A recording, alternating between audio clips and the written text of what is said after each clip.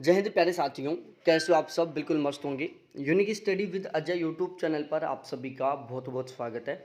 और अब आज हम अपनी सीरीज़ को बिल्कुल आगे बढ़ाते हैं और जो स्टूडेंट सेंटर मेथड है उसको आज हम कंप्लीट करने वाले हैं। और इसके अलावा प्यारे साथियों, थोड़ा सा एक डिस्टर्बेंस चल रहा है, इसलिए आज मैं लाइव नहीं आ रहा। और वो डिस्टर्बेंस ये है कि मेरे खुद के वायरल फीवर हो चुका है और ये लगभग 5 से 6 दिन तक होता है। कल शाम को ज्योग्राफी की क्लास नहीं हुई थी, फर्स्ट पेपर की तो हो गई थी। और वायरल फीवर भी बहुत तेज़ वाला है। मेरी खुद की आवाज़ से आपको ऐसा लग रहा होगा कि आवाज़ में थोड़ा सा गड़बड़ चल रहा है। तो 1 या 2 दिन तक, क्योंकि मैं बहुत लंबे समय तक एक साथ लगातार नहीं पढ़ा पाऊँगा, इसलिए मैं पैरामीटर पर क्लास लगा रहा हूँ, ये टुकड़ों में रिकॉर्ड कर करके। तो इस क्लास में यदि आपको कोई भी कन्फ्यूज हो, कोई भी डाउट हो, समझ में कुछ ना आए, तो आप मेरे को कमेंट करके ज़रूर पूछ सकते हैं। मैं आपको 100% जवाब दूंगा, 100% रिप्लाई दूंगा। बाकी जो कैंडिडेट व्हाट्सएप ग्रुप में जुड़े हुए हैं,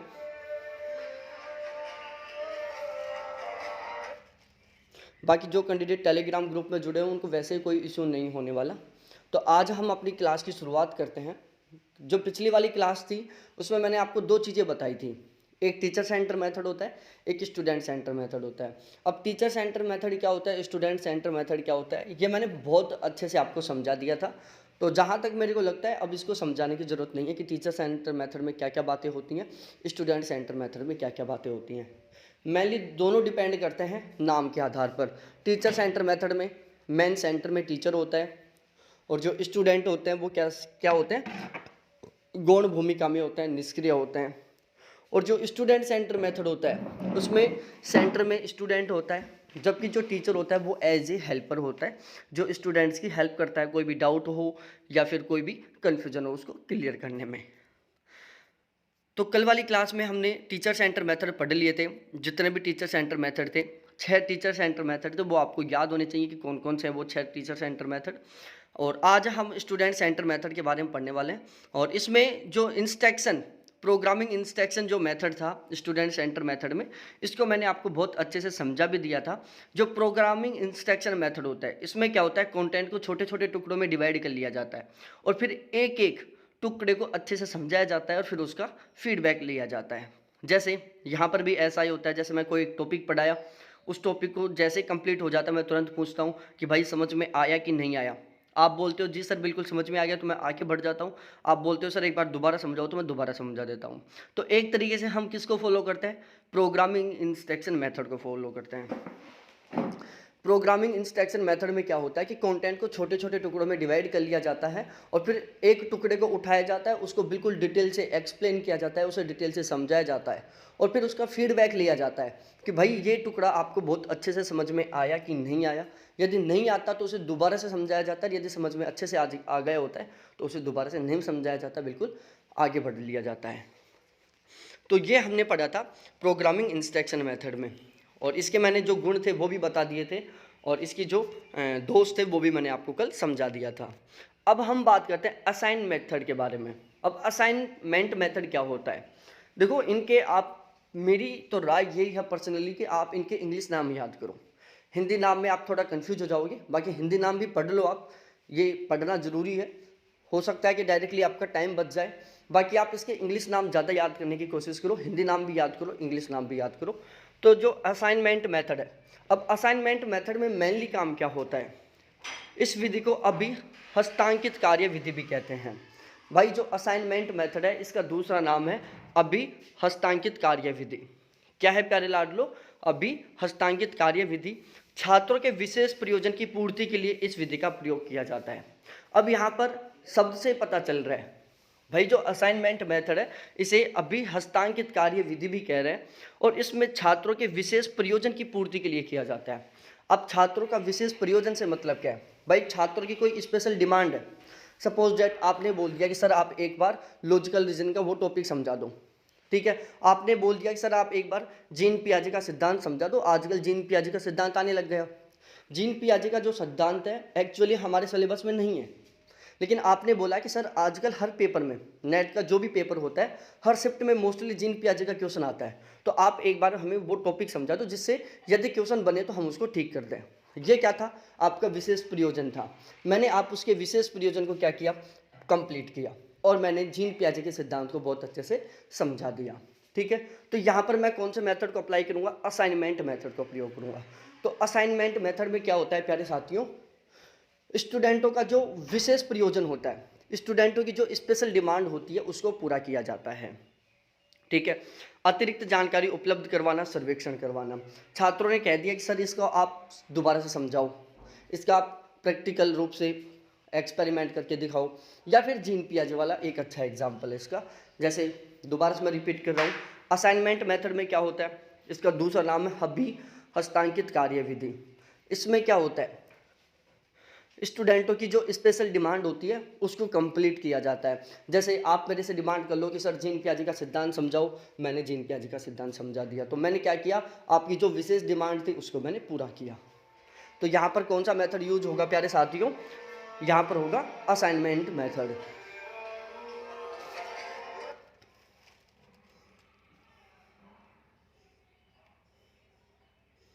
ठीक है, अब हम बात करते हैं थोड़ा सा आगे। इस विधि में छात्रों की सुविधा के लिए संपूर्ण पाठ्यक्रम को अनेक छोटे छोटे भागों में विभाजित कर दिया जाता है। ध्यान रखना, जो असाइनमेंट मेथड होता है ना, इसमें भी छात्रों की सुविधा के लिए जो कंटेंट होता है, जो सामग्री होती है, उसे छोटे छोटे सब पार्ट्स में डिवाइड कर दिया जाता है, छोटे छोटे उपभागों में विभाजित कर दिया जाता है। अब हम असाइनमेंट मेथड के जो गुण हैं उनको कवर करते हैं। इस विधि में छात्र को स्वतंत्र होकर कार्य करने का मौका मिलता है। अब देखो प्यारे साथियों, मैंने असाइनमेंट मेथड में आपको स्टार्टिंग में एक बात बताई कि छात्रों के विशेष प्रयोजन की पूर्ति की जाती है। इसमें छात्रों की जो स्पेशल डिमांड है उसको पूरा किया जाता है। तो जब छात्रों की स्पेशल डिमांड को पूरा किया जा रहा है, मतलब छात्र बिल्कुल स्वतंत्र होकर काम कर रहे हैं, छात्रों की हर एक डिमांड को पूरा किया जा रहा है। तो यहाँ पर आप ये तो ऑटोमेटिकली समझ जाओगे कि असाइनमेंट मेथड में छात्र होते हैं बिल्कुल स्वतंत्र होकर काम करते हैं, क्योंकि उनकी हर एक विशेष डिमांड को पूरा किया जाता है। इस विधि के द्वारा विश्लेषणात्मक, रचनात्मक, प्रयोगात्मक, वैज्ञानिक एवं समस्या समाधान जैसी क्षमताओं का विकास किया जाता है। अब जो असाइनमेंट मेथड होता है, इसके द्वारा छात्रों में विश्लेषण करने की, रचनात्मक कुछ नया करने की, प्रयोगात्मक, वैज्ञानिक और समस्या समाधान जैसी क्षमताओं का विकास किया जाता है। इस विधि में छात्र के स्वाध्याय की रुचि पैदा की जाती है। स्वाध्याय का मतलब है भाई स्टूडेंट सेंटर मेथड है। ये क्या है, जो असाइनमेंट मेथड है वो क्या है, स्टूडेंट सेंटर मेथड है। स्टूडेंट सेंटर मेथड में क्या होता है, स्टूडेंट मेन सेंटर में होता है। सारा जो शिक्षण प्रक्रिया वो किसके अकॉर्डिंग होता है, स्टूडेंट के अकॉर्डिंग होता है। और जो स्टूडेंट सेंटर मेथड है उसकी सबसे खास बात क्या होती है, स्वाध्याय होती है। स्टूडेंट खुद करके सीखने की कोशिश करते हैं। तो ये बात तो यहाँ से ऑटोमेटिकली क्लियर हो गई कि भाई स्टूडेंट सेंटर मेथड है तो ये करके सीखने के सिद्धांत के अकॉर्डिंग चलता है।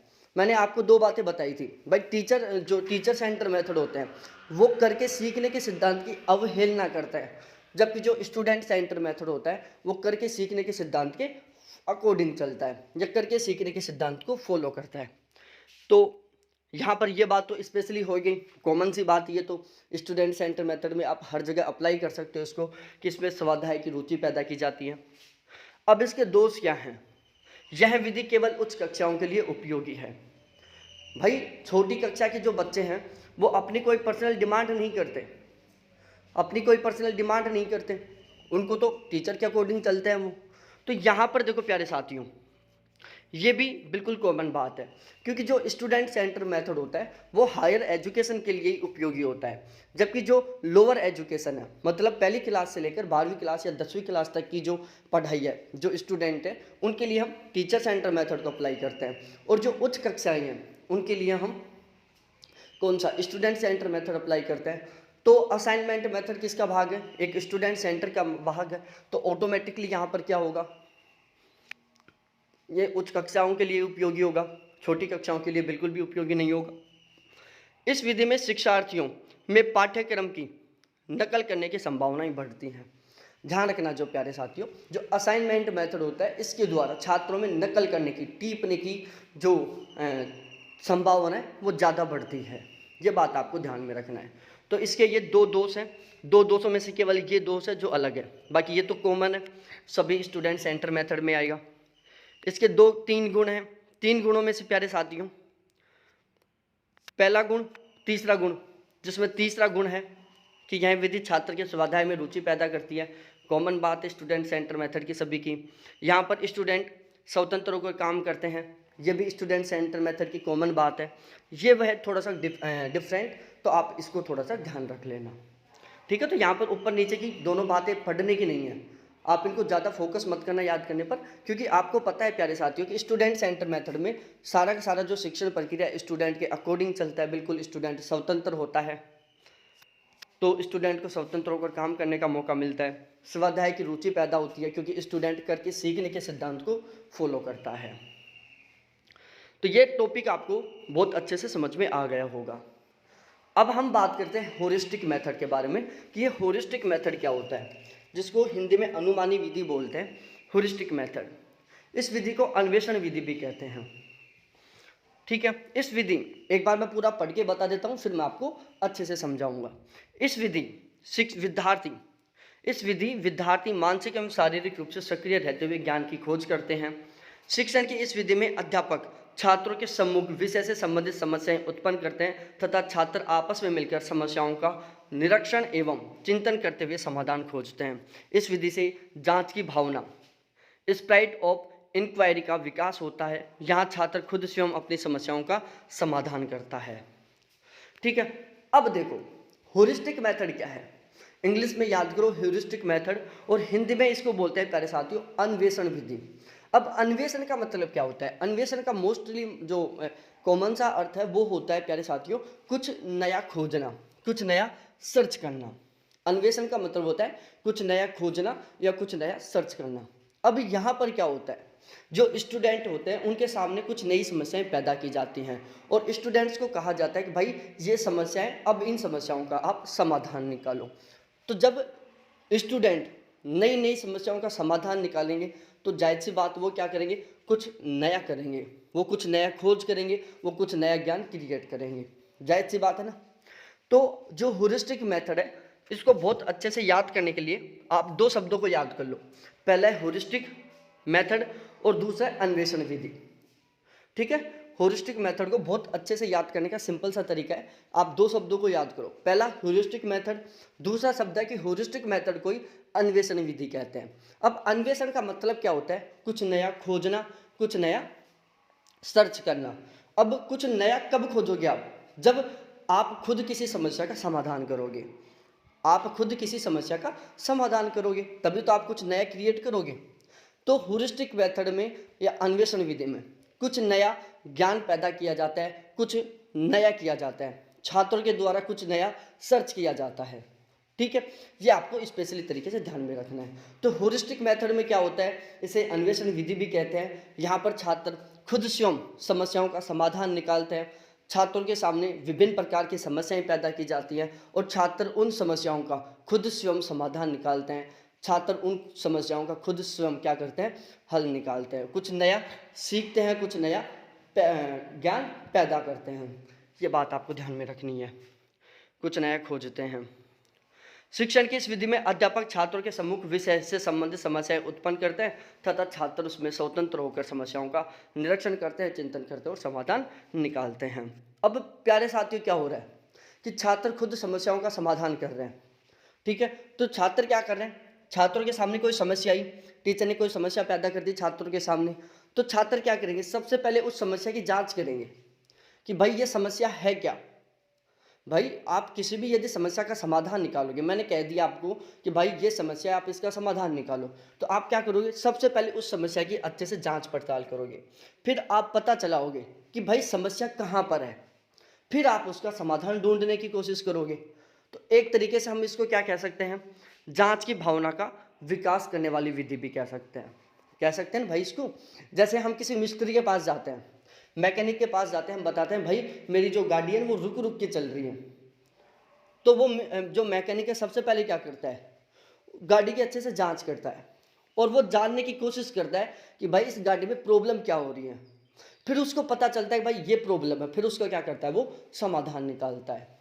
तो उस मैकेनिक में क्या हो गया, जांच करने की भावना का विकास हो गया, जो भी समस्याएं आएंगी वो हर एक समस्या की जांच पड़ताल करेगा और फिर उसका समाधान निकालने की कोशिश करेगा। तो एज इट इज जो अन्वेषण विधि होती है इसमें भी छात्रों के सामने यही होता है, छात्रों के सामने समस्याएं पैदा की जाती हैं, छात्र उन समस्याओं की अच्छे से जांच पड़ताल करते हैं, जांच पड़ताल करके और फिर उस समस्या का समाधान निकालने की कोशिश करते हैं। तो इससे क्या होता है, स्टूडेंटों में जांच की भावना का विकास हो जाता है, जांच करने की कैपेसिटी बढ़ जाती है उन लोगों की। तो इसको हम स्प्राइट ऑफ इंक्वायरी मेथड भी बोल सकते हैं।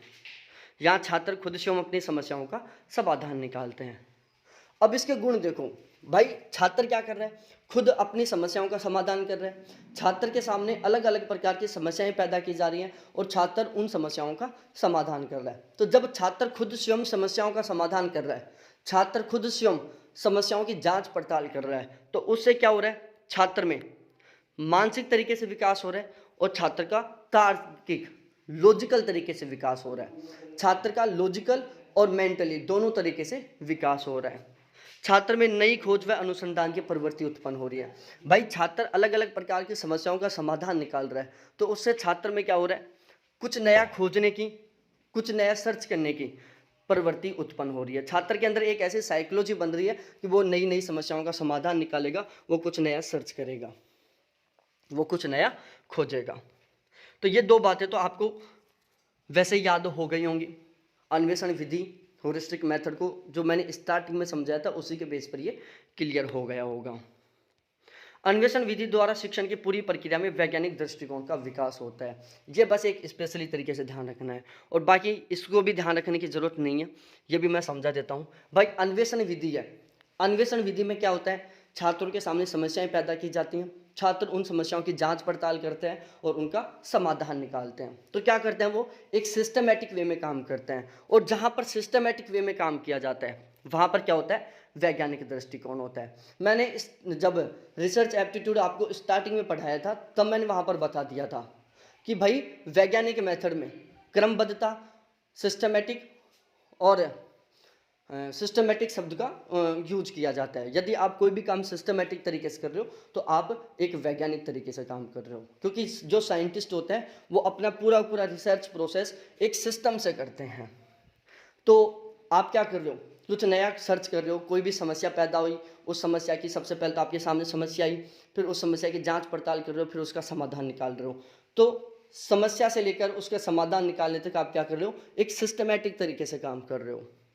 तो आपके अंदर क्या होगा, वैज्ञानिक दृष्टिकोण का विकास होगा, आपके अंदर सिस्टमैटिक तरीके से काम करने की प्रवृत्ति का विकास होगा। यह विधि मनोवैज्ञानिक शिक्षण विधि है क्योंकि इसमें करके सीखने तथा स्वयं सीखने आदि सिद्धांतों का विकास होता है। ये दो बातें तो आपको बताने की जरूरत है नहीं क्योंकि ये तो कॉमन है, क्योंकि जितने भी स्टूडेंट सेंटर मेथड होते हैं वो करके सीखने के सिद्धांत पर आधारित होते हैं, स्वयं करके सीखने के सिद्धांत पर आधारित होते हैं, तो ये बात कॉमन है। अब इसके दोष, यह विधि प्राथमिक स्तर के बच्चों के लिए उपयुक्त नहीं है, तो ये बात भी याद करने की नहीं है क्योंकि जितने भी स्टूडेंट सेंटर मेथड है वो केवल हायर एजुकेशन के लिए उपयोगी होते हैं, वो प्राथमिक कक्षाओं के लिए बिल्कुल भी उपयोगी नहीं होते। समय एवं शक्ति का दुरुपयोग होता है, ये बात बिल्कुल जायज़ सी बात है। भाई आपके सामने मैं कोई समस्या पैदा करूँगा और आपको कहूँगा कि भाई इस समस्या का समाधान निकालो, तो आपको टाइम तो लगेगा ना। भाई आप कोई भी समस्या आई आपके सामने, आप उस समस्या को समझोगे, फिर उसका आप समाधान निकालने की कोशिश करोगे, तो यहाँ पर आपका क्या लगेगा, टाइम लगेगा। तो यहाँ पर आपके समय का दुरुपयोग होगा, गलत निष्कर्ष निकालने की संभावना बढ़ेगी। बिल्कुल जायज़ सी बात है। भाई आपके सामने अलग अलग प्रकार की समस्या आ रही है, आप हर एक समस्या का समाधान निकालने की कोशिश कर रहे हो, तो 0% चांस है कि आप हर एक समस्या का बिल्कुल सही और सटीक समाधान निकालो। क्योंकि ऐसे तो है नहीं कि चलो भाई आप बहुत ज़बरदस्त तरीके के एक्सपर्ट हो, आपके सामने कोई भी समस्या आई आप हर एक समस्या का सही समाधान निकालोगे। तो यहाँ पर आपके जो समस्या का समाधान निकालने में जो गलतियाँ होने की संभावना है वो ज़्यादा रहेगी, निष्कर्ष में गलतियाँ होने की संभावना ज़्यादा रहेगी। पाठ्यक्रम के सभी विषयों के लिए ये असंभव है, बिल्कुल सही बात है। भाई हर एक सब्जेक्ट के अंदर, हर एक टॉपिक के ऊपर हम वैज्ञानिक विधि का प्रयोग नहीं कर सकते, हम हर एक टॉपिक पर, हर एक सब्जेक्ट में हम कुछ नया सर्च नहीं कर सकते। तो यहाँ पर पाठ्यक्रम के सभी विषयों के लिए बिल्कुल इम्पॉसिबल है कि इस विधि का हम सभी के सभी सब्जेक्ट्स में उपयोग कर पाएँ। तो प्यारे साथियों, ये दो विधियाँ हो गई, ये दोनों के दोनों आपको अच्छे से समझ में आई कि नहीं आई, प्लीज़ एक बार कमेंट सेक्शन में कमेंट करके ज़रूर बताओ। तो अब हम आगे शुरुआत करते हैं। हमने ह्यूरिस्टिक मेथड बहुत अच्छे से समझ लिया होगा, आपने बहुत अच्छे से समझ में आ गया होगा। तो अब हम शुरुआत करते हैं अगले टॉपिक की, लेबोरेटरी मेथड के बारे में। अब लेबोरेटरी मेथड, इस शब्द को समझो है सबसे पहले तो एक बार आप।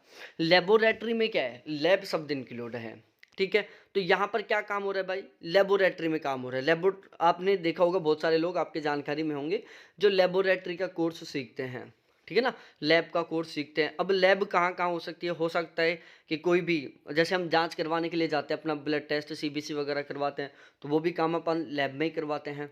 इसके अलावा जो साइंटिस्ट काम करते हैं वो भी लैब में ही करते हैं। आपने यदि 11वीं 12वीं में आपके पास मैथ साइंस होगा तो लैब में आपका प्रैक्टिकल हुआ होगा। तो लेबोरेटरी शब्द हमें किसके बारे में बता रहा है, लैब के बारे में बता रहा है।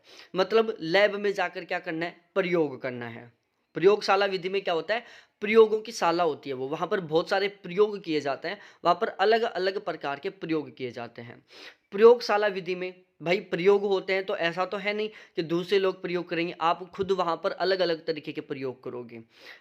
आपने यदि कभी भी अभी तक, जैसे स्पेशली जो साइंस के कैंडिडेट होते हैं उनके 11वीं 12वीं में लैब में काम होता है, लैब में जाकर वो एक्सपेरिमेंट करते हैं, प्रैक्टिकल होता है ना, वहाँ पर वो लैब में अलग अलग तरीके के प्रैक्टिकल करते हैं, अलग अलग केमिकलों को आपस में मिलाते हैं, फिर उससे कुछ नया पदार्थ बनता है। तो लैब में ऑलमोस्ट काम क्या होता है, खुद के द्वारा किया जाता है, ठीक है। तो यहाँ पर करके सीखने के सिद्धांत का 100% क्या किया जाता है, फॉलो किया जाता है। निरीक्षण करके सीखना, ज्ञात से अज्ञात की ओर जैसे महत्वपूर्ण सिद्धांतों का प्रयोग किया जा रहा है। अब लेबोरेटरी में क्या हो रहा है भाई, आप लैब में काम कर रहे हो, तो लैब में काम क्या कर रहे हो, आप लैब में ज्ञात से अज्ञात की ओर जा रहे हो। आप जिन चीज़ों के बारे में जानते हो, सपोज दैट आप हाइड्रोजन और ऑक्सीजन के बारे में जानते हो, जैसे हाइड्रोजन है और ऑक्सीजन है, इन दोनों के बारे में आप जानते हो, लेकिन आप ये नहीं जानते कि हाइड्रोजन और ऑक्सीजन को मिलाएंगे तो क्या बनेगा। आपने दो हाइड्रोजन और ऑक्सीजन को मिलाया और जल बन गया, तो क्या हुआ, आप हाइड्रोजन ऑक्सीजन के बारे में ऑलरेडी जानते थे कि भाई हाइड्रोजन होता है, ऑक्सीजन होता है। आपने इन दोनों को मिलाया, एक बार आपने हाइड्रोजन और ऑक्सीजन को मिलाया तो उससे HO बन गया कि भाई ये तो एक हाइड्रो ऑक्साइड, एक अम्ल बन गया। फिर आपने दो हाइड्रोजन और एक ऑक्सीजन को मिलाया, फिर आपको पता चला यार इससे तो जल बन गया। तो आप क्या किए, आप हाइड्रोजन ऑक्सीजन के बारे में जानते थे, मतलब ज्ञात थे, उससे आप किधर गए, अज्ञात की ओर गए, मतलब जल की ओर गए, हाइड्रो ऑक्साइड की ओर गए। निरीक्षण करके सीखना होता है इसमें, इसमें निरीक्षण किया जाता है, इसमें खुद के द्वारा प्रैक्टिकल किया जाता है और उन प्रैक्टिकलों के बेस पर सीखा जाता है। तो जो लेबोरेटरी मेथड है वो करके सीखने के सिद्धांत पर, निरीक्षण के सिद्धांत पर और ज्ञात से अज्ञात की ओर जाने के सिद्धांत पर आधारित होता है। इस विधि में शिक्षक एक सहयोगकर्ता के रूप में काम करता है। तो प्यारे साथियों, ये कॉमन बात है स्टूडेंट सेंटर मेथड की, सभी के सभी स्टूडेंट सेंटर मेथड में जो टीचर होता है एज ए हेल्पर काम करता है, तो ये यहाँ पर कोई स्पेशल बात नहीं है। छात्र स्वयं प्रयोगशाला में उपस्थित यंत्रों, उपकरणों तथा अन्य सामग्रियों की सहायता से विषय वस्तु के तथ्यों, नियमों, सिद्धांतों, संबंधवादी की सत्यता की जांच करता है। और स्टूडेंट क्या करता है भाई, लैब में जाता है और लैब में जितने भी इंस्ट्रूमेंट हैं, जितने भी वहाँ पर केमिकल वगैरह रखे हुए हैं, उन सभी को आपस में यूज करता है, इंस्ट्रूमेंट को यूज करता है, केमिकलों को यूज करता है और उससे कुछ नया बनाने की कोशिश करता है। इस विधि में ज्ञात से अज्ञात और करो और सीखो के सिद्धांत पर आधारित रहता है। ध्यान रखना प्यारे साथियों, जितने भी स्टूडेंट सेंटर मेथड होते हैं वो करके सीखने के सिद्धांत पर आधारित रहते हैं या करो और सीखो के सिद्धांत पर आधारित होते हैं। अब इसके गुण बताऊं प्यारे लाडलों। पहली, लेबोरेटरी मेथड है, लैब में काम किया जा रहा है। तो जब लैब में काम किया जा रहा है तो यहाँ पर क्या हो रहा है, वैज्ञानिक प्रक्रिया को फॉलो किया जा रहा है। भाई आप लैब में जाओगे, लैब में कोई भी काम करोगे तो आप साइंटिफिक तरीके से काम करोगे, सिस्टमेटिक तरीके से काम करोगे। इस विधि में ईमानदारी, परिश्रम की महत्ता, खोज, एकाग्रता, अवलोकन, स्पष्ट व स्थायी ज्ञान जैसे गुणों का विकास होता है। लेबोरेटरी मेथड के द्वारा आपके अंदर ईमानदारी से काम करना, क्योंकि भाई जब आप लैब में ईमानदारी से काम नहीं करोगे तो कुछ और ही बनेगा। भाई हाइड्रोजन के दो अणु मिलाने हैं आपको, दो हाइड्रोजन को मिलाना है, एक ऑक्सीजन को मिलाना है, तब जल बनेगा। अब आपने ईमानदारी नहीं दिखाई, आपने कहा कि भाई मैं तो हाइड्रोजन और ऑक्सीजन को मिलाऊंगा, रिजल्ट कुछ और निकलेगा। तो लेबोरेटरी मेथड में क्या होता है, आपको पूरी ईमानदारी के साथ काम करना होता है। परिश्रम करना होता है, बार बार आपको रिपीट करना होता है, क्योंकि ऐसे तो है नहीं कि आपने एक बार एक्सपेरिमेंट किया और वो आपका सक्सेसफुल हो जाए। आपको बहुत सारी बार, मल्टीपल टाइम आपको डिफरेंट डिफरेंट टाइप से एक्सपेरिमेंट करना होगा, और फिर आपको हो सकता है कि सफलता मिले, हो सकता है कि ना मिले। खोज किया जाता है, पूरी एकाग्रता कंसिस्टेंसी के साथ काम किया जाता है, अवलोकन किया जाता है बार बार, ठीक है, स्पष्ट तरीके से काम किया जाता है, स्थायी ज्ञान प्राप्त किया जाता है। तो इन सभी गुणों का विकास होता है। इस विधि के द्वारा निरीक्षण करने की, तर्क करने की क्षमताओं का विकास होता है। अब यहाँ पर नुकसान देखो प्यारे साथियों, आप लैब में काम कर रहे हो, ठीक है, आप लैब में क्या कर रहे हो, एक्सपेरिमेंट कर रहे हो। अब लैब में आप जिन इंस्ट्रूमेंट का यूज कर रहे हो, जिन केमिकल्स का यूज कर रहे हो, वो सभी के सभी मार्केट से खरीदे हुए हैं, और उनको खरीदने में रुपए लगे हुए हैं। तो जायज़ सी बात है भाई, खर्चा हो रहा है। भाई लैब में काम कर रहे हो, आपने एक पिपेट लिया। अब पिपेट क्या होता है मैं समझा देता हूँ। प्रखनली को बोलते हैं पिपेट। आपने सीआईडी में देखा होगा कि ब्लड का सैंपल लेते हैं, कांच की सी बोतल होती है छोटा सा, उसके अंदर कांच का सैंपल लेते हैं, उसको हिला के देखते हैं, वो पिपेट होती है। तो भाई वो पिपेट रुपए की आती है। इंजेक्शन काम लेते हैं, वो रुपए के आते हैं। तो लैब में जो भी इंस्ट्रूमेंट यूज कर रहे हो आप, जो भी केमिकल यूज कर रहे हो, वो सारे के सारे रुपए खर्च करके खरीदे गए हैं। तो ये क्या होती है, बहुत ही ज़्यादा खर्चीली होती है। इस विधि के लिए शिक्षार्थियों का कुशल होना बहुत ज़्यादा जरूरी है। अब इस मेथड का यदि यूज कर रहे हो तो स्टूडेंटों का कुशल होना बहुत ज़्यादा जरूरी है। कुशल का मतलब है उनको अच्छा खासा नॉलेज होना बहुत ज़्यादा जरूरी है। छोटी कक्षाओं के लिए बहुत उपयोगी नहीं है ये, और ये बिल्कुल कॉमन बात है प्यारे साथियों कि जो स्टूडेंट सेंटर मेथड होते हैं वो छोटी कक्षाओं के लिए कतई उपयोगी नहीं होते। हायर एजुकेशन के लिए जो उच्च कक्षाएं हैं उनके लिए उपयोगी होते हैं। तो ये था लेबोरेटरी मेथड। अब हम बात करते हैं ऑब्जर्वेशन मेथड के बारे में। शब्द को समझो आप, ऑब्जर्वेशन। ऑब्जर्वेशन, ऑब्जर्वेशन का मतलब क्या होता है, ऑब्जर्व करना। क्या करना, ऑब्जर्व करना। अब आपने बहुत सारी बार ये शब्द यूज किया होगा, यार मैं तेरी बातों को ऑब्जर्व कर रहा हूँ, मैं तेरे को ऑब्जर्व कर रहा हूँ, मैं पिछले 20 दिन से तेरे को ऑब्जर्व कर रहा हूँ, तेरे अंदर कुछ बदलाव आ गए। आपने बहुत सारी बार यूज किया होगा ना ये शब्दों को। और भी ना तो आप अपनी गर्लफ्रेंड बॉयफ्रेंड हो, सपोज दैट आपकी गर्लफ्रेंड है कोई, तो उसको ऑब्जर्व कर रहे होंगे कि वो कहाँ कहाँ चल रही है, क्या सीन चल रहा है। आप नहीं बोल देते यार मैं पिछले 20 दिन से ऑब्जर्व कर रहा हूँ, तेरा फ़ोन हर जगह मोस्टली टाइम बिजी आता है, ठीक है। दूसरा, जब भी मैं बात करता हूँ रूटली तरीके से बात करती है, पहले वाले तरीके से बात नहीं करती। तो वो क्या आपका ऑब्जर्वेशन है, आप वहाँ पर ऑब्जर्व करने का काम कर रहे थे। हो सकता है ऐसे ही कोई लड़की हो, उसका बॉयफ्रेंड है, वो उसको बोल रही है कि यार मैं पिछले 20 दिन से आपको ऑब्जर्व कर रही हूँ, आप मेरे से पहले की तरह बात नहीं कर रहे हो, रूटली तरीके से बात कर रहे हो, आप बदल चुके हो। तो आप बदल चुके हो, ये निष्कर्ष निकला किससे, ऑब्जर्वेशन करने से, कि मैंने पिछले 20 दिन से आपको ऑब्जर्व किया और उसमें मैंने पाया कि आप पहले की तुलना में बदल चुके हो। तो अब मैं इसको एक बार पढ़ के बताता हूँ, फिर मैं समझाऊंगा। ऑब्जर्व को बोलते हैं पर्यवेक्षण विधि या निरीक्षण विधि। इसमें निरीक्षण का काम किया जाता है। निरीक्षण विधि को मनोवैज्ञानिक सिद्धांतों के अनुकूल माना जाता है। इसमें छात्र पूर्णतः मानसिक व शारीरिक रूप से क्रियाशील रहता है, क्योंकि जब छात्र किसी घटना का निरीक्षण करता है तो अपने चिंतन के अनुसार वह उसमें विविध परिवर्तन करते हुए प्रयोग करता है तथा एक नवीन ज्ञान अर्जित कर लेता है। भाई ऑब्जर्वेशन का मतलब क्या है, ऑब्जर्व करना है। निरीक्षण विधि को हम एक मनोवैज्ञानिक सिद्धांतों के अनुकूल मान सकते हैं, साइकोलॉजिकल जो थॉट है ना उनके अकॉर्डिंग मान सकते हैं। इसमें छात्र मानसिक और फिजिकली, मेंटली और फिजिकली दोनों तरीके से क्रियाशील रहता है, क्योंकि जब छात्र किसी घटना का निरीक्षण करता है तो वह अपने चिंतन के अनुसार वह उसमें विविध परिवर्तन करते हुए प्रयोग करता है तथा एक निश्चित ज्ञान अर्जित करता है, एक नवीन ज्ञान अर्जित करता है। अब भाई इसमें क्या होती है, मैं आपको कंडीशन समझाता हूँ। थोड़ा सा मैं बिल्कुल प्रॉपर वे में मेंटली तरीके से नहीं पढ़ा पा रहा आपको, जितना मैं गहराई से पढ़ाने की सोच रहा हूँ ना वो नहीं हो पा रहा। आवाज़ में ही आपको एक अलग वाइब्रेट सा दिखाई दे रहा होगा मेरी में, थोड़ा सा सांस फूल रहा है, जबकि ये मैं केवल टुकड़ों में क्लास रिकॉर्ड कर रहा हूँ, 15-15 10-10 मिनट की क्लास रिकॉर्ड कर रहा हूँ। बहुत ज़्यादा फीवर हो रहा है, लगभग फ़िलहाल में 102 के आसपास फीवर है, लेकिन रेस्पॉन्सिबिलिटी है। आपका फ्यूचर मेरे ऊपर है और मेरा रिजल्ट आपके ऊपर है। एक्सक्यूज नहीं करना लाइफ में कभी भी। एक्सक्यूज करोगे तो किसी भी काम में कर सकते हो। बहुत सारे लोग खाने में भी एक्सक्यूज कर लेते हैं, यार कौन खाएगा, थके हुए हैं यार, यहीं ले आए यहीं खा लेंगे। अब मैं इसको समझाने की कोशिश करता हूँ, एक बार दोबारा से पढ़ते हैं, फिर अच्छे से समझा देता हूँ मैं आपको। निरीक्षण विधि को मनोवैज्ञानिक सिद्धांतों के अनुकूल माना जाता है। इसमें छात्र पूर्णतः मानसिक और शारीरिक रूप से क्रियाशील रहता है, क्योंकि जब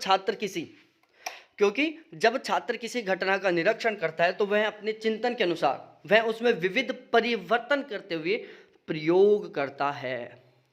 क्या करता है? विभिन्न परिवर्तन करते हुए प्रयोग करता है तथा एक नवीन ज्ञान अर्जित कर लेता है। अब मैं इसका सबसे प्यारा एग्जाम्पल देता हूं, वो एक गर्लफ्रेंड बॉयफ्रेंड वाला एग्जाम्पल उठा रहा हूं। यहां पर कोई गर्लफ्रेंड है, आप उससे रेगुलर बात कर रहे थे, पिछले 10 दिन से आपने ऑब्जर्व किया उससे कि उसका जो पिछले 10 दिन का बात करने का जो रवैया था ना, वो बदलता जा रहा है। आप उसको बोलोगे कि यार मैं पिछले 10 दिन से मैं तेरे को बात करते हुए ऑब्जर्व कर रहा हूँ, तो पहले की तुलना में बदल चुकी है। पहले बहुत प्यार करती थी, अब नहीं करती है। पहले मेरी जैसे मिस कॉल आती थी तुरंत कॉल अटेंड करती थी, आजकल तेरा फ़ोन बिजी आता है और उस इंटेंशन से तू बात भी नहीं करती। तो यहाँ पर क्या हुआ, लड़के ने ओवरऑल कंक्लूजन निकाला कि पहले की तुलना में तू बदल चुकी है। तो लड़के ने क्या किया, उसकी बदलती हुई स्थितियों का क्या किया, ऑब्जर्वेशन किया कि पहले कैसी थी, फिर कैसी, फिर कैसी, फिर कैसी, फिर कैसी। तो बदलती हुई स्थितियों का क्या किया, पर्यवेक्षण किया, ऑब्जर्वेशन किया और लास्ट में कंक्लूजन निकाला कि भाई तू पहले की तुलना में बदल चुकी है। तो जो ऑब्जर्वेशन मेथड होता है, इसमें क्या किया जाता है, किसी भी घटना के बदलते हुए क्रम में अध्ययन किया जाता है कि भाई वो पहले कैसा था, उसके बाद कैसा था और आज कैसा है। और फिर लास्ट में क्या किया जाता है, एक ओवरऑल कंक्लूजन निकाला जाता है कि भाई तुम इतने बदल चुके हो, ये इतना बदल चुका है। ठीक है, तो प्यारे साथियों इसमें ऑब्जर्वेशन किया जाता है। जैसे बरसात का ऑब्जर्वेशन किया जाता है, पहले महीने में इतनी बरसात हुई, दूसरे महीने में इतनी हुई, तीसरे महीने में इतनी हुई। टेम्परेचर का पर डे ऑब्जर्वेशन किया जाता है, भाई 1 जुलाई को तापमान 32 डिग्री था, 2 जुलाई को 33 डिग्री हुआ, 4 जुलाई को 31 डिग्री हो गए। तो तापमान क्या होता है, रेगुलर बदलता जा रहा है। तो तापमान का क्या किया जा रहा है, ऑब्जर्वेशन किया जा रहा है। ओवरऑल कंक्लूजन निकाला कि पूरी साल में जुलाई का तापमान सबसे ज़्यादा था, उसमें भी 22 जुलाई का टेम्परेचर 47 डिग्री सबसे ज़्यादा था। ठीक है, तो इस तरीके से क्या हुआ, बदलती हुई परिस्थितियों का ऑब्जर्वेशन किया। इसके अलावा आप भी कर सकते हो। आप कैसे कर सकते हो, स्टूडेंट सेंटर मेथड है, उसमें आपको खुद को करना होगा। जैसे आपने क्या किया, एक बार हाइड्रोजन लिया, एक बार ऑक्सीजन लिया, दोनों को मिलाया, हाइड्रो ऑक्साइड बन गया। फिर आपने हाइड्रोजन लिया, 2 ऑक्सीजन लिया, इससे कुछ और बन गया। फिर आपने 2 हाइड्रोजन लिया, 1 ऑक्सीजन लिया, इससे जल बन गया। तो आपने क्या किया, हाइड्रोजन और ऑक्सीजन का अलग अलग तरीके से उपयोग किया और फिर कंक्लूजन निकाला कि क्या बन रहा है।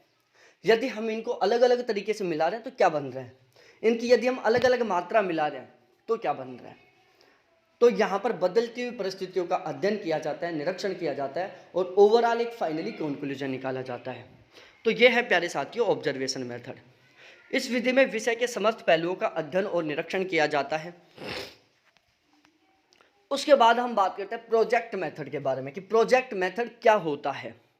अब ये प्रोजेक्ट पर काम करना होता है, नाम से समझो, वैसे रटने की कोशिश मत करो, नाम से समझो। प्रोजेक्ट मेथड में प्रोजेक्ट शब्द इंक्लूड है। ठीक है, अब भाई आप किसी प्रोजेक्ट पर काम करते हो, आपने सुना होगा यार मैं प्रोजेक्ट पर हूँ, मैं इस प्रोजेक्ट पर काम कर रहा हूँ, बस उसी के इर्द गिर्द कहानी होगी यहाँ पर। तो मैं आपको एक बार पढ़ के बता देता हूँ, फिर हम समझेंगे इसको। यह विधि शिक्षण की एक नवीन विधि मानी जाती है। सबसे स्पेशल बात है, शिक्षण की सबसे नवीन विधि है ये। इस विधि से शिक्षण में स्वाभाविकता एवं सजीवता आती है। इस विधि में बालक अपने अनुभव के आधार पर सीखते हैं, उन्हें स्वतंत्र रूप से सोचना विचारने का अवसर प्राप्त होता है। इस विधि में बालक शारीरिक और मानसिक तरीके से सक्रिय होता है, बालक का शारीरिक और मानसिक तरीके से विकास होता है। अब हम इसको समझते हैं। प्रोजेक्ट मेथड प्रोजेक्ट से रिलेटेड है, इसको हम नवीन शिक्षण विधि कहते हैं, ये बात आपको रटनी है। इस विधि में शिक्षण में स्वाभाविकता और सजीवता आती है। स्वाभाविकता का मतलब है स्वाभाविक तरीके से होना और सजीवता का मतलब होता है जीवित होना। ठीक है, तो इस शिक्षण विधि में एक्टिव, भाई एक तो वो प्रक्रिया जो डीएक्टिव है उसको हम मरी हुई बोल सकते हैं, दूसरी है एक्टिव जिसको हम सजीव बोल सकते हैं, भाई वो जीवित है। तो जो प्रोजेक्ट मेथड है इसमें शिक्षण में स्वाभाविकता आती है, सजीवता आती है। इस विधि में बालक अपने अनुभव के आधार पर सीखता है।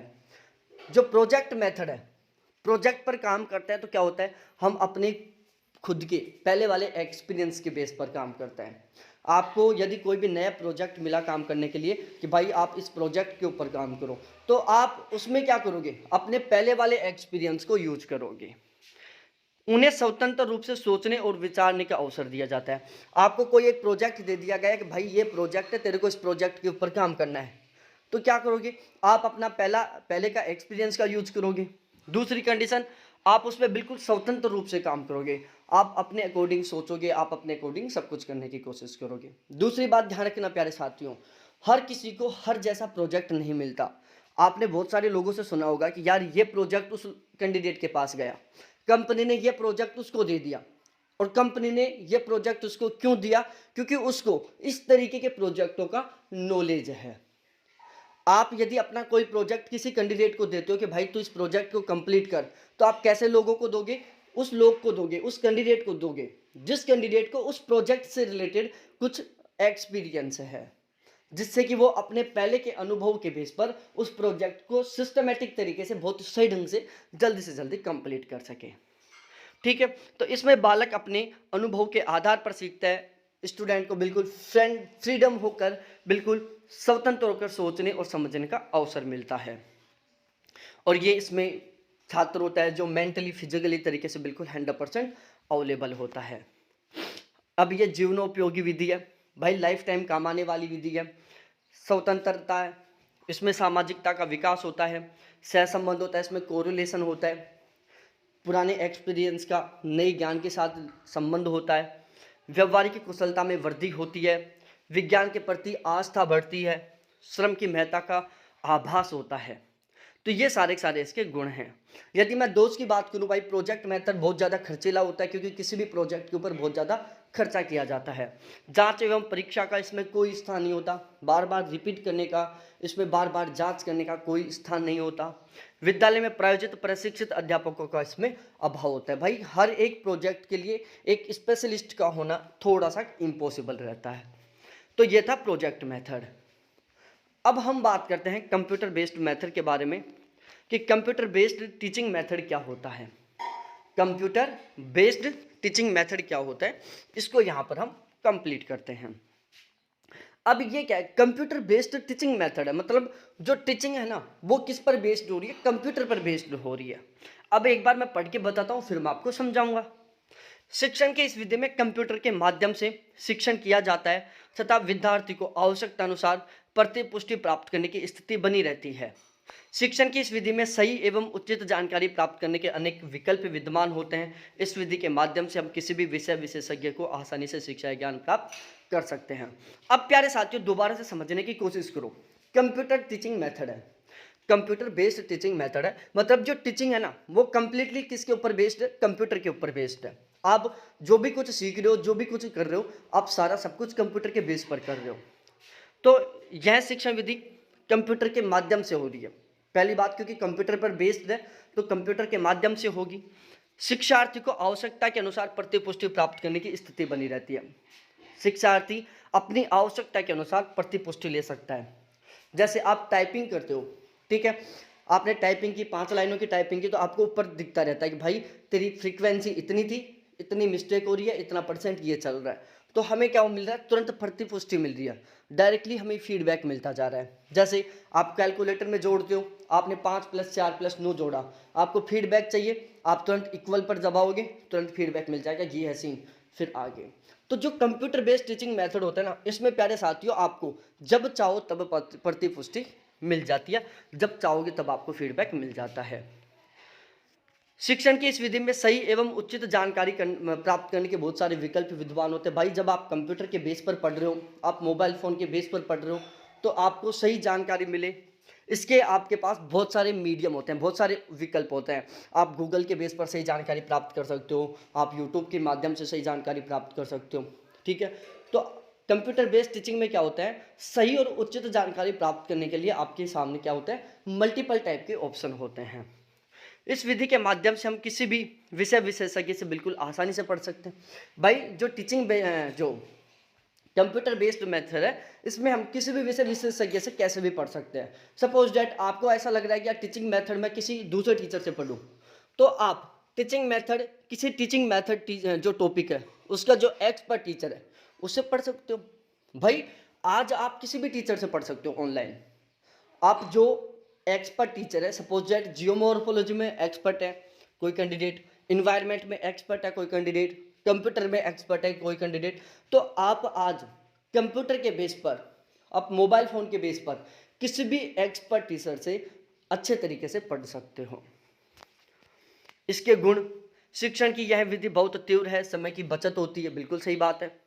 आपको कहीं आना जाना नहीं पड़ रहा है, आपको एक कंप्यूटर पर सारी चीज़ें अवेलेबल हो रही हैं, समय भी बच रहा है आपका, स्पीड से भी काम हो रहा है। यह विधि सिमुलेशन और मॉडलिंग आदि के लिए अधिक उपयोगी होती है। इस विधि में सूचना का प्रवाह गत्यात्मक रूप से होता है। गत्यात्मक का रूप है, गतिशील रूप में होता है। इसके दोस्त यह बहुत ज़्यादा खर्चीली होती है। भाई आपको कंप्यूटर खरीदना पड़ेगा, आपको वाईफाई लगाना होगा, उसमें रिचार्ज कराना होगा, तो ओवरऑल ये क्या होती है, खर्चीली होती है। अब हम बात करते हैं रोल प्लेइंग मेथड के बारे में। तो अब हम शुरुआत करते हैं रोल प्लेइंग स्ट्रेटेजी के बारे में। जो रोल प्लेइंग मेथड है उसके बारे में हम बात करते हैं। रोल प्लेइंग मेथड भी एक स्टूडेंट सेंटर मेथड का ही भाग है। अब रोल प्लेइंग मेथड शब्द को समझने की कोशिश करो। रोल प्लेइंग मेथड, यहाँ पर रोल प्ले करके सीखा जाता है, ठीक है, रोल प्ले करके सीखा जाता है। जैसे आपने बहुत सारी बार देखा होगा, रामायण महाभारत मूवी देखी होगी आपने, तो वहाँ पर रोल प्लेइंग मेथड को ही अप्लाई किया जाता है। आपको मैं एक बार पढ़ के बताता हूँ, फिर मैं आपको समझाऊंगा। यह पद्धति अभिनय पर आधारित है। इसका प्रयोग विशेष रूप से प्रशिक्षण संस्थानों में किया जाता है। इसके माध्यम से सामाजिक कौशल का विकास होता है। अब भाई रोल प्लेइंग मेथड में क्या होता है, रोल प्ले करके सीखा जाता है या रोल प्ले करके सिखाया जाता है। आपने नाटक देखा होगा, जैसे नाटक चलते हैं भाई, आज हम जो रामायण देख रहे हैं, जो महाभारत देख रहे हैं, वो क्या है, रोल प्लेइंग मेथड है। कोई एक कैंडिडेट राम का रोल प्ले कर रहा है, कोई एक कैंडिडेट रावण का रोल प्ले करता है, कोई एक कैंडिडेट लक्ष्मण का रोल प्ले करता है। तो वो कैंडिडेट क्या कर रहे हैं, रोल प्ले करके हमें बता रहे हैं कि भाई तब ऐसा हुआ था। आज हम रामायण देखते हैं, रामायण से हमें पता चलता है कि राम भगवान कितने अच्छे इंसान थे। तो वो कैंडिडेट क्या करता है, राम का रोल प्ले करके हमें बताता है कि राम इतने अच्छे इंसान थे। आज हम महाभारत पढ़ते हैं, चलो रावण के बारे में जब हम रामायण देखते हैं, कोई कैंडिडेट रावण का रोल प्ले करता है और रावण का रोल प्ले करके हमें बताता है कि भाई रावण इतना खराब इंसान था। ऐसे महाभारत है, महाभारत में भी क्या होता है, वही अलग अलग कैंडिडेट अपना अपना रोल प्ले करते हैं। कोई पांडव बनते हैं, कोई कौरव बनते हैं, कोई कृष्ण जी बनता है, कोई विभीषण बनता है। अलग अलग तरीके से रोल प्ले करते हैं और फिर वो हमें बताते हैं कि भाई ये लोग ऐसे थे, ये लोग ऐसे थे, ये लोग ऐसे थे। तो ये होता है रोल प्लेइंग मेथड। अब पाठ प्रदर्शन की अपेक्षा अनुकरणीय शिक्षण को अधिक महत्व दिया जाने लगा है, क्योंकि यह पाठ प्रदर्शन की अपेक्षा ज़्यादा इफेक्टिव होती है। ठीक है, जो रोल प्लेइंग मेथड है वो पढ़ाने की तुलना में ज़्यादा इफेक्टिव होता है, इसलिए आजकल रोल प्लेइंग मेथड को ज़्यादा इफेक्टिव माना जा रहा है। उसके बाद हम बात करते हैं गेमिंग टीचिंग मेथड, खेल शिक्षण विधि। इसमें खेल खेल के माध्यम से सीखा जाता है, खेलते खेलते सीखा जाता है। इस विधि में बच्चों को जटिल विषय सामग्री को खेल के द्वारा बिल्कुल आसानी से समझाने की कोशिश की जाती है। इस विधि में खेल खेल से सीखा जाता है, खेल खेल से प्राप्त अधिगम अधिक स्थायी माना जाता है। खेल द्वारा शिक्षा का उद्देश्य बालक का सर्वांगीण विकास होता है। जो गेम टीचिंग मेथड है, जो खेल शिक्षण विधि है, इसमें खेल के माध्यम से सीखा जाता है। बच्चों को खेल खिलाया जाता है और उसके माध्यम से उन्हें सिखाया जाता है। और जब खेल खेल से हम सीखते हैं ना, तो वो हम ज़्यादा अच्छे से सीखते हैं, ज़्यादा इफेक्टिव तरीके से सीख पाते हैं। समस्या का समाधान करने, तर्क वितर्क करने, टीम भावना, इनका हमें विकास होता है। उसके बाद आता है इंटरएक्टिव वीडियो मेथड, परस्पर संवादी या संवादात्मक वीडियो विधि। शिक्षण की इस विधि में शिक्षार्थी को जिस विषय सामग्री को पढ़ाया जा रहा है उसका वास्तविक चित्रों सहित वीडियो देकर शिक्षण करवाया जाता है। इस विधि में शिक्षार्थी को संबंधित विषय की सामग्री क्रम रहित ढंग से उपलब्ध होती है। अब इंटरैक्टिव वीडियो मेथड क्या है भाई, इसमें वीडियो के माध्यम से पढ़ाया जा रहा है। आपने देखा होगा बहुत सारी बार, वीडियो जो इंटरैक्टिव वीडियो मेथड है, इसका प्रयोग हम इस पढ़ाई में नहीं कर सकते, लेकिन इंटरैक्टिव वीडियो विधि का प्रयोग सबसे ज़्यादा प्रयोग होता है मेडिकल की पढ़ाइयों में। अब मेडिकल का क्या होता है, जैसे कोई एमबीबीएस का स्टूडेंट है, उसको हार्ट के बारे में पढ़ाया जा रहा है, तो हार्ट का उसको 3D में वीडियो दिखाया जाता है कि भाई खून किस तरीके से बहता है, तो उससे वो क्या होता है, ज़्यादा अच्छे से सीख पाता है। मैं इसका सबसे प्यारा दूसरा एग्जांपल दे रहा हूँ। हमने बहुत सारी बार हार्ट का वीडियो देखा होगा कि ब्लड इस तरीके जा रहा है। भाई यूट्यूब रील में देखा होगा ना आपने बहुत सारे ऐसे वीडियो, नहीं देखा है तो अब भी आप गूगल पर सर्च करो कि हार्ट 3D वीडियो, ठीक है, उसमें हार्ट का वीडियो आएगा। जिस तरीके से हमारे शरीर के अंदर, हार्ट के अंदर खून बहता है, बिल्कुल एज इट इज वहां पर बहता हुआ दिखाया जाएगा। और उस वीडियो को देखकर हमें रियलिटी पता चल जाएगा कि सच में हमारी बॉडी के अंदर ऐसे ही खून बहता है। तो हम लोगों को भी वो बात बहुत अच्छे तरीके से समझ में आ जाएगी। ठीक है, शिक्षण की इस विधि से शिक्षार्थी के निर्णय लेने की क्षमता, ज्ञानात्मक भावात्मक उद्देश्यों को प्राप्त करने की क्षमता का विकास होता है। इस विधि में फीडबैक बिल्कुल आसानी से और हमें तुरंत मिल जाता है। उसके बाद हम बात करते हैं ब्रेन स्टॉर्मिंग मेथड, मस्तिष्क झंझावाती विधि। ब्रेन स्टॉर्मिंग मेथड, प्यारे साथियों, आजकल इन मेथड से ज़्यादा क्वेश्चन बन रहे हैं। एक बार पढ़ के बताता हूँ फिर मैं समझाऊंगा।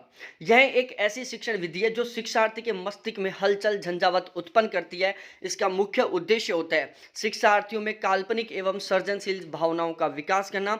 इस विधि में शिक्षार्थी अकेला नहीं बल्कि समूह में होता है। यहाँ शिक्षार्थी के सामने नई एवं जटिल समस्याएं प्रस्तुत की जाती हैं तथा शिक्षार्थी का समूह उस समस्या पर खुलकर विचार करता है, समस्या का समाधान निकालता है। इस विधि में शिक्षार्थी के मस्तिष्क को सक्रिय करने एवं जटिल समस्याओं का समाधान निकालने के लिए उकसाया जाता है। ब्रेन स्टॉर्मिंग मेथड का मतलब क्या है? ब्रेन का उपयोग किया जा रहा है। शब्दों को पकड़ने की कोशिश करो प्यारे साथियों। ब्रेन स्टॉर्मिंग मेथड में क्या है? ब्रेन को पकड़ने का काम किया जाता है, ब्रेन को काम लिया जाता है। अब ब्रेन को काम ले रहे हो, आप अपने दिमाग को काम ले रहे हो। कब लोगे आप अपने दिमाग को काम? जब आप नई नई डिफिकल्ट समस्याओं का समाधान करोगे। तो ब्रेन स्टॉर्मिंग मेथड में क्या होता है, समझ स्टूडेंटों के सामने बहुत डिफिकल्ट समस्याएं रखी जाती हैं और उनको कहा जाता है कि भाई ये बहुत डिफिकल्ट समस्या है, अब आप इनका समाधान निकालो।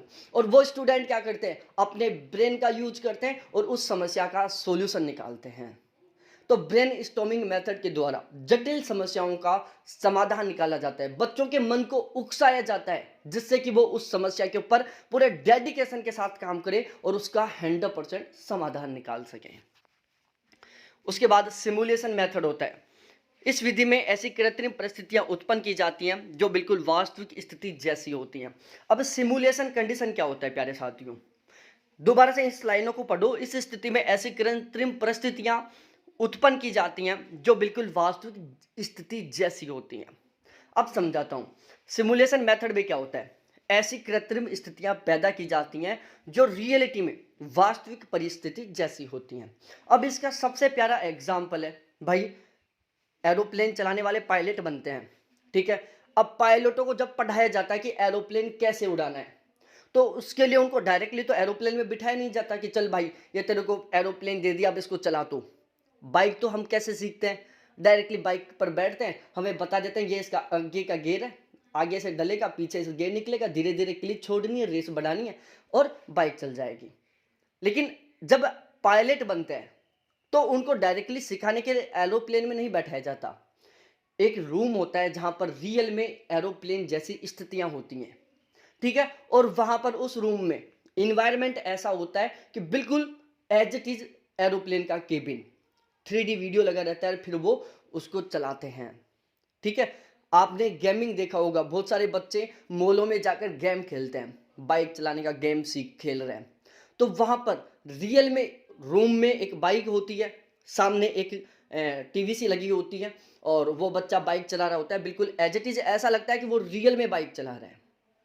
तो वो क्या है प्यारे साथियों, सिमुलेशन है कि हमें रियलिटी जैसी कृत्रिम स्थितियां पैदा करके दी जा रही हैं और उन कृत्रिम स्थितियों से हम सीख रहे हैं जिससे कि हम वास्तविक स्थितियों में बिल्कुल आसानी से प्रवेश कर सकें।